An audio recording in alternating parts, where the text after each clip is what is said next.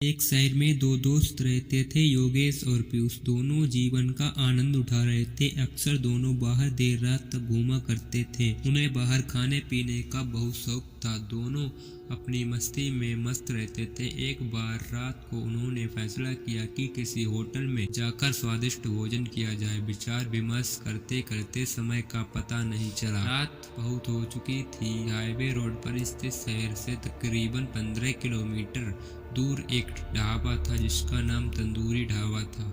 वहाँ की तंदूर की रोटी पूरे शहर में प्रसिद्ध थी और वह देर रात तक खुला रहता था।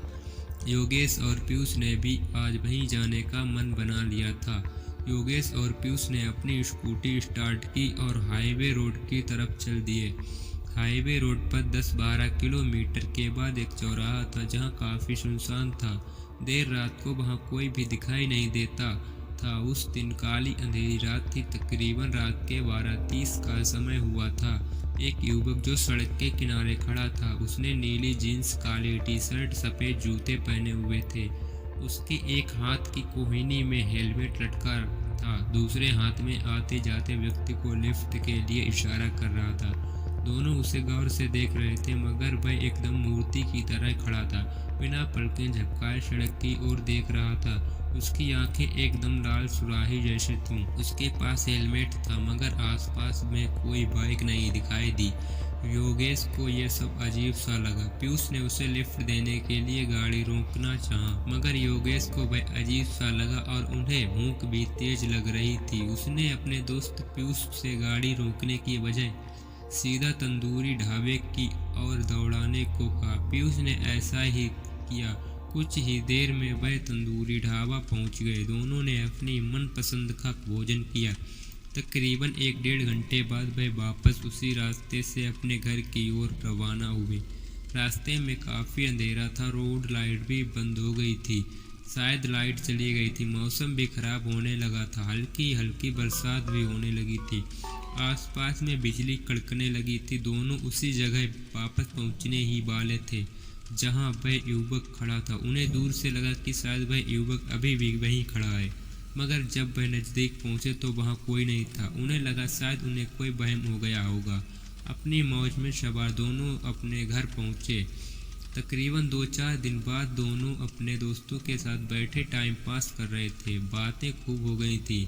इतने में उन्हें एक दोस्त ने भूतिया चौराहे के बारे में बताया। उसने उसी हाईवे रोड वाले चौराहे का जिक्र किया और उसी युवक का जिक्र किया जिसे योगेश और पीयूष ने उस रात देखा था। वह उसकी शक्ल और पहनावा वैसा ही बता रहा था जैसे कि उन दोनों ने उसे उस रात को देखा था। मगर योगेश इन सब बातों को नहीं मानता था। उसने उनकी बात काट दी और बातों का रुख कहीं और मोड़। अगले ही दिन उन दोनों के घर एक शादी का निमंत्रण आया। कुछ ही दिन बाद उनके किसी खास दोस्त की शादी थी। शहर से दूर एक रिसोर्ट में सभी कार्यक्रम थे। योगेश और पीयूष दोनों शादी में शामिल हुए थे। दोनों किसी काम से रिसेप्शन काउंटर पहुंचे। अचानक ही उनकी नज़र काउंटर के पीछे पड़ी टेबल पर पड़ी जहां पर एक तस्वीर पड़ी थी। वह तस्वीर उसी युवक की थी जिसे उन्होंने उस रात को देखा था। उसने तस्वीर में भी वही कपड़े पहने हुए थे। हाथ में हेलमेट और बाइक पर सवार था। दोनों आपस में एक दूसरे से उस युवक के बारे में बातें कर रहे थे। काउंटर पर बैठा व्यक्ति उनकी बात सुन रहा था। उन्होंने काउंटर पर बैठे व्यक्ति से कहा, यह पीछे किसकी तस्वीर है? सामने काउंटर पर बैठे व्यक्ति ने कहा, यह तो हमारे मालिक के बेटे हैं। आप इनके बारे में क्यों पूछ रहे हैं? पीयूष बोला, सर अभी कुछ दिन पहले ही ये हमें मिले थे। शायद इनकी बाइक खराब हो गई थी। इन्हें लिफ्ट की ज़रूरत थी मगर हम जल्दी में थे इसलिए इन्हें लिफ्ट नहीं दे सके। योगेश ने भी पीयूष की बात का सही बताया। काउंटर पर बैठे व्यक्ति के पसीने छूटने लगे। वह अपने रुमाल से अपना पसीना पोंछते हुए बोला कि सर आपको कोई गलत फहमी हो गई होगी। आपने शायद किसी और को देखा होगा। मगर उन दोनों को अपनी आंखों देखे पर पूरा विश्वास था। उन्हें उस युवक की शक्ल और उसका हुलिया अच्छी तरह से याद था।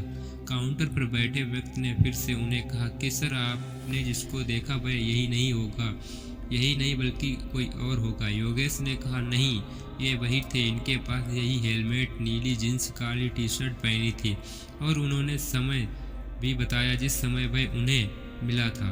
आखिर में जब दोनों उसकी बात मानने को तैयार नहीं थे तो सामने वाले व्यक्ति ने कहा कि सर ये आपको कैसे मिल सकते हैं, ये तो 5 महीने पहले ही गुजर चुके हैं। ये सुनकर योगेश और पीयूष के पैरों तले जमीन खिसक गई। काउंटर पर बैठे व्यक्ति ने बताया कि इन्हें बाइक राइडिंग का बहुत शौक था और इनकी मौत एक सड़क दुर्घटना में हो गई थी। जहां ये हादसा हुआ ये वही जगह थी जहां वह उस रात योगेश और पीयूष को मिला था। इतना सुनते ही अब दोनों के पसीने छूटने लगे। अब दोनों एक दूसरे की तरफ देखने लगे थे। उन्हें पूरी बात समझ में आ चुकी थी। दूसरे ही दिन उन्होंने संकल्प लिया कि अब कभी भी वह बेवक्त बाहर नहीं घूमा करेंगे और उस हाईवे रोड पर तो बिल्कुल भी नहीं, क्योंकि लोग उस चौराहे के बारे में तरह तरह की बातें करते हैं।